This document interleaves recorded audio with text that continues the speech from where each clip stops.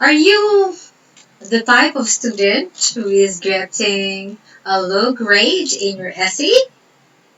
Or let me make it better. Would you like to get a higher rate in your essay?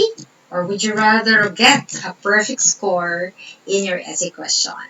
Okay, so I know that whether you'll be having this one as an examination or this type of question as an assignment, then definitely this video will be of help to you. So I'll be giving you essay checklists so that before you submit your essay, you can try to find out if you have, okay, these criteria met so that you'll have a better rank or a perfect score in your essay.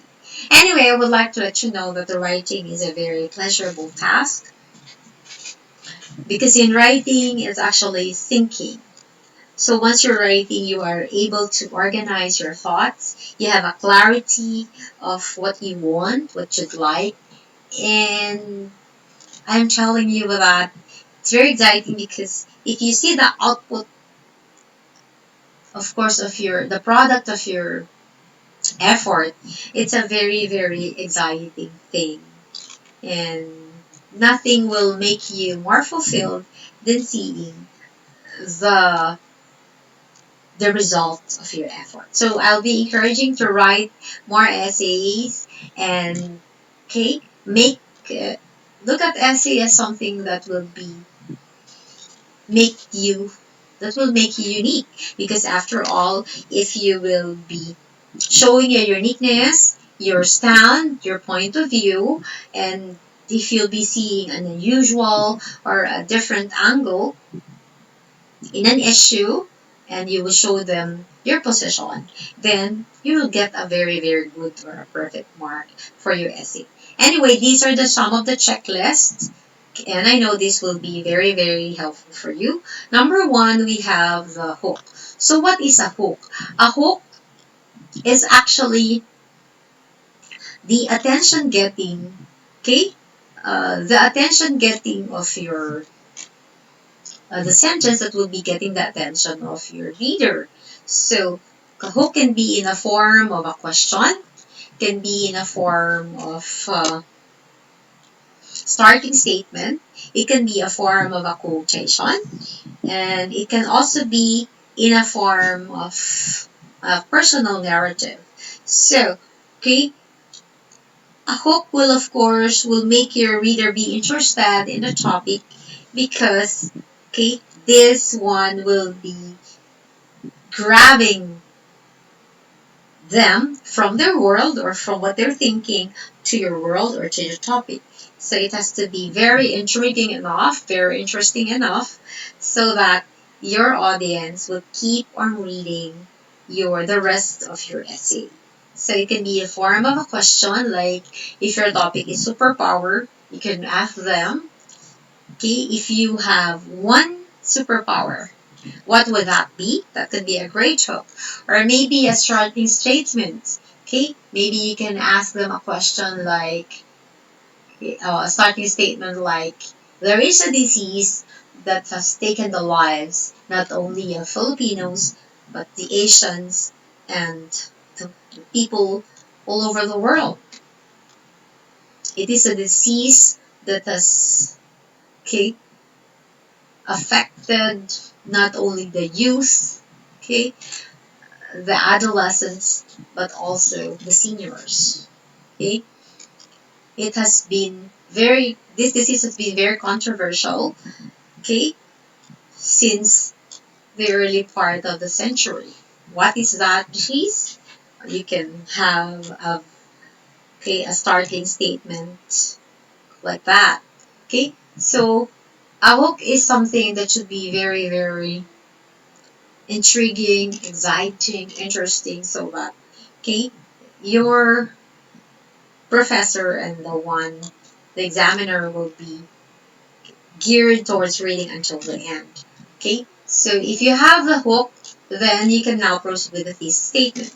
A thesis statement is the summary or the concise statement of your message. So if you're talking about teen suicide, you can say that as the cases of teen suicide is growing, okay, I believe that we should have preventive measures, okay, to avoid or to should have preventive measures to lessen the case of teenage suicide, and that would be by advising them to seek professional help. So your thesis statement like that is a single statement that would give the reader the direction of your thesis or the direction of your topic. Thesis statement is very important also so that you not get lost along the way. You'll always be going back to the thesis statement. Okay, by the way, once you're writing your essay, just like any thesis or just like a research paper, you would see that the title, the introduction, okay, the body, and the conclusion, they're beautiful parts and they are related to each other. So the thesis statement is the mother idea, and of course, you will see after having a thesis statement, you will have this one will give you always focus and position of your essay. That's why it's very important that you have to have always your thesis statement. And then number four is you have always paragraph that would structure the essay, but also you have to indent that one. And one way of doing that will be through the use of the topic sentence. A topic sentence is actually the summary of each paragraph. So let's say that your thesis statement is, okay, everybody should shop at this mall. That's your debatable sentence in that you're trying to convince everybody to shop at this mall because of three reasons. They offer cheap prices. Number two, they have variety of goods, and number three, they have great customer service. So in your the hook and the thesis statement is part of your introduction, and in the you'll usually have three body paragraphs in your in your body. So each body paragraph should have a topic sentence. So the topic sentence, let's say topic sentence number one, okay, ABC company offers cheap product or cheap prices, then okay, that will be your topic sentence, and you're going to elaborate the cheap prices by giving facts, statistics, okay, your experience, like you can make mention about the cheap prices there in comparison with other mall, then that would be great. Okay, that is through the use of a topic sentence. So you can have three topic sentences in your body paragraphs, and that would give direction also to your reader that this paragraph is all about. And that is what you call as a topic sentence. And number six, of course, once if you have a body, if you have a thesis, if you have a topic sentence for each paragraph, okay, you can connect that one, okay, that paragraph, of course, using transitions, but those topic sentence should always be connected to your thesis statement. Okay, so that thesis statement would really be very helpful because it gives you, of course, okay, direction. And in body paragraphs, if you have three body paragraphs, okay, you can introduce the first body paragraph as first of all, then cheap. ABC company offers cheap price. Secondly, ABC company has wide variety of goods. And number three, lastly, you can use lastly, ABC company has a great customer service. So first of all, secondly, and lastly, as what we call as transition. So you can make use of transition between paragraphs so that okay, your essay is very organized and it's flow very naturally.